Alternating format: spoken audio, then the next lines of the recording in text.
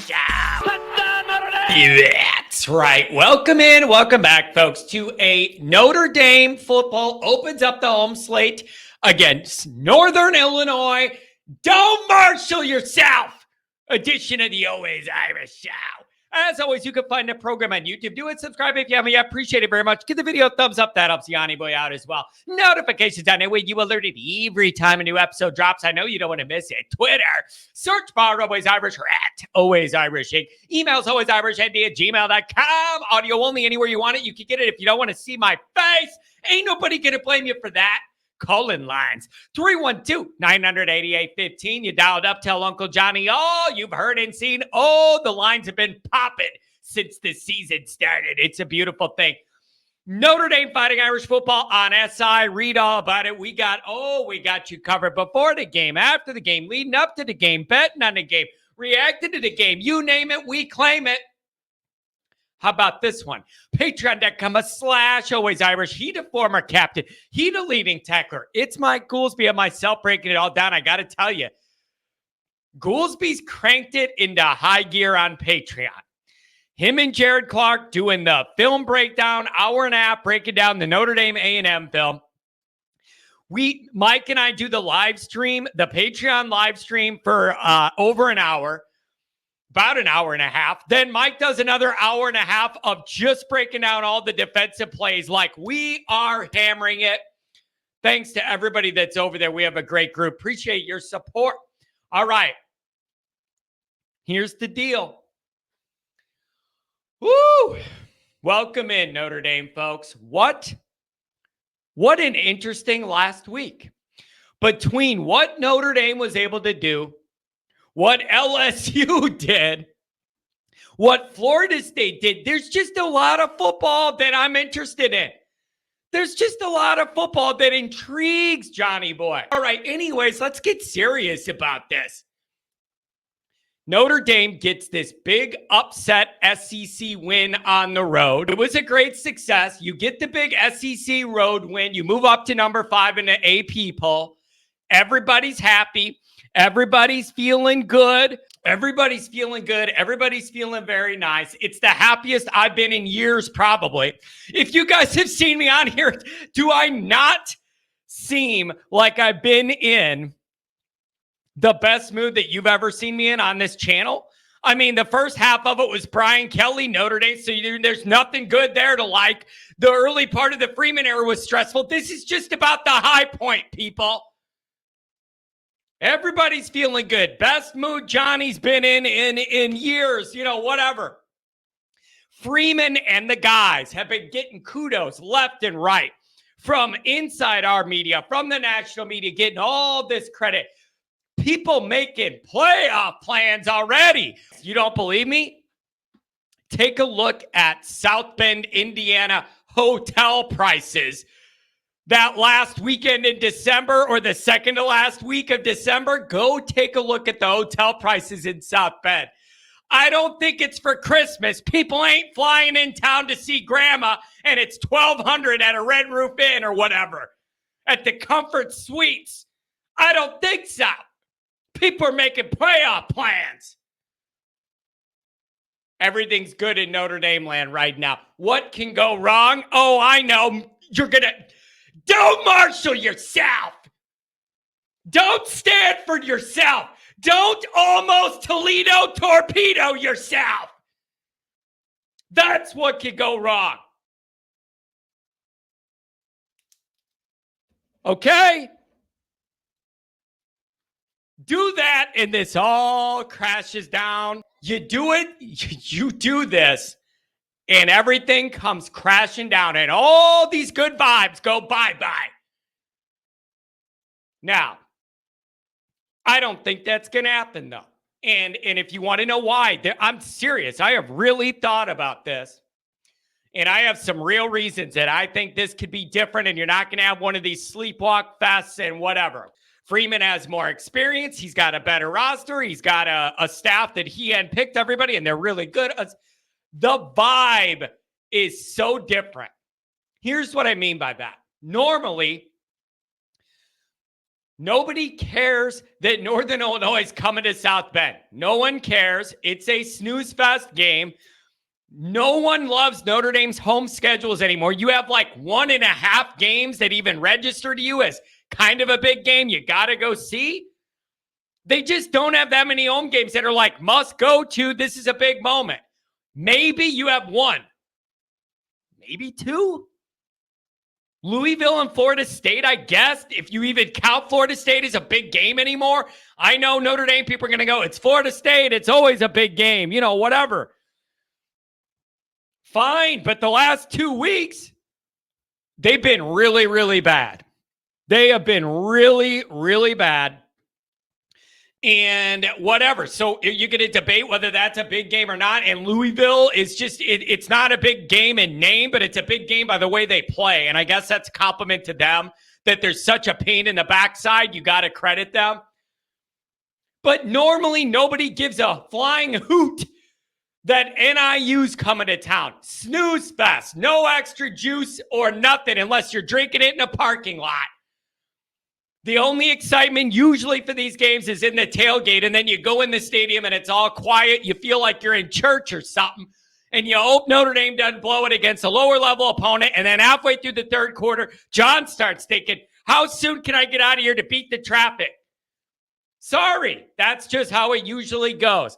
Not so fast, my friend. Not this time. It ain't going to be like that. You know why?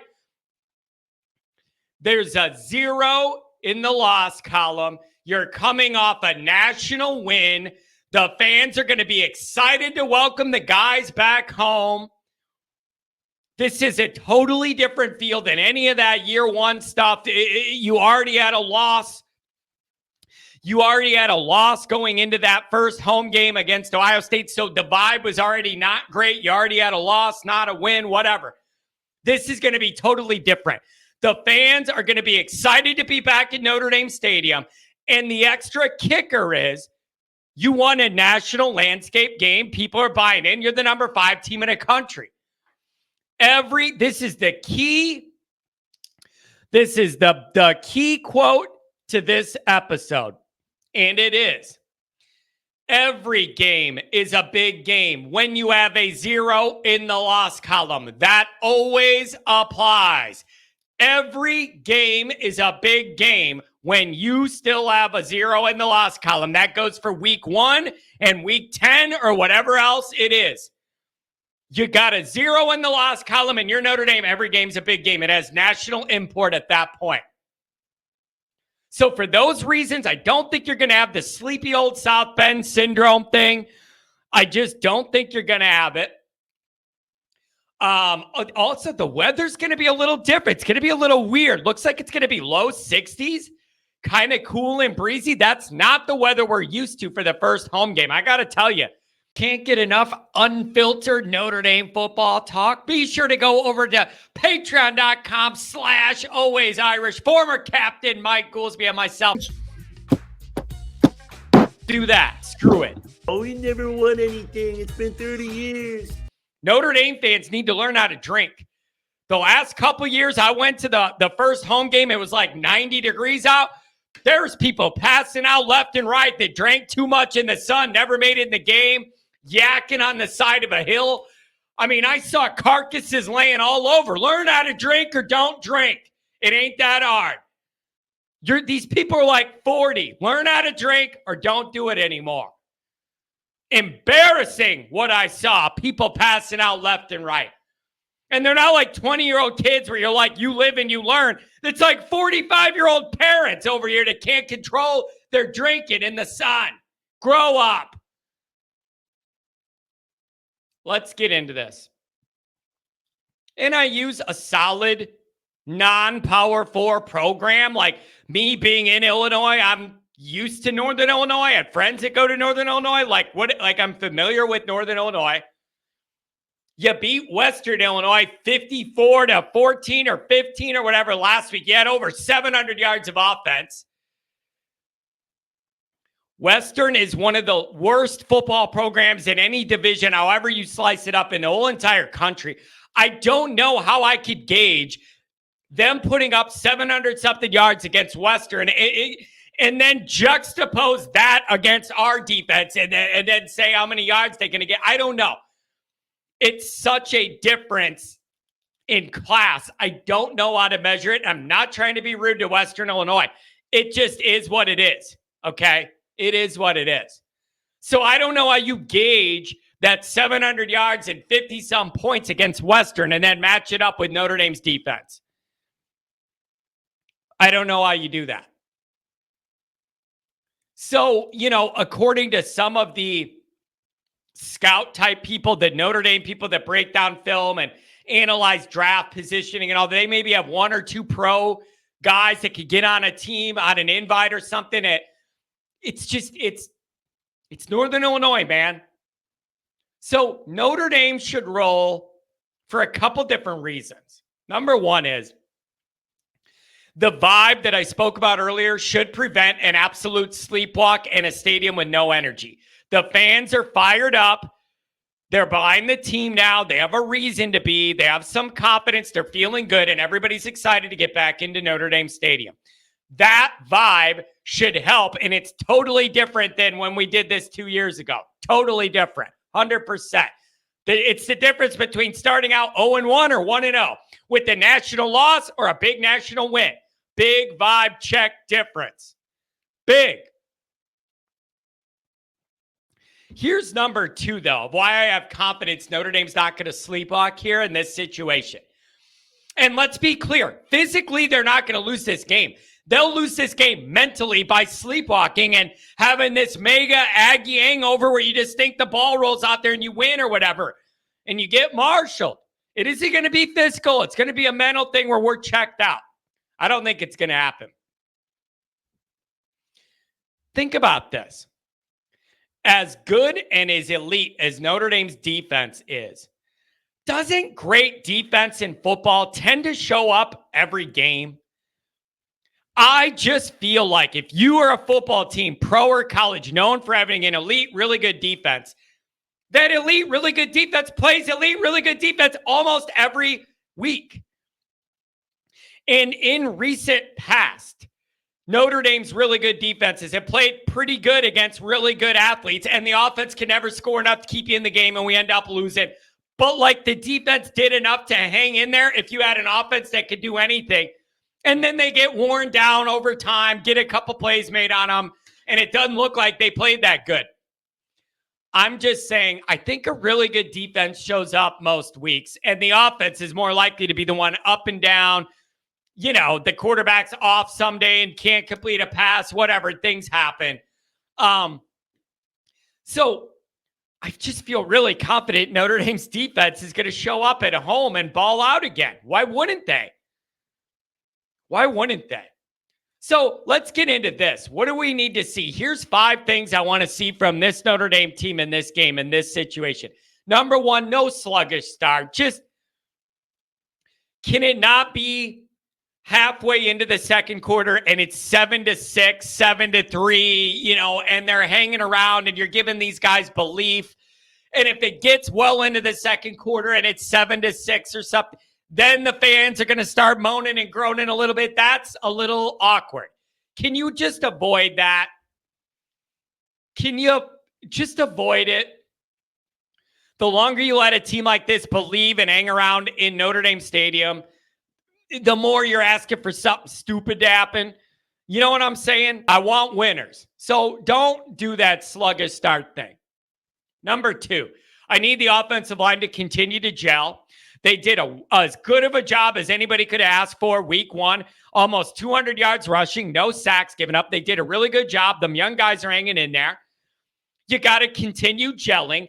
Now you have an opportunity to do that at home where you don't have to be nearly as sharp and perfect to get a victory and put up numbers as you did last week.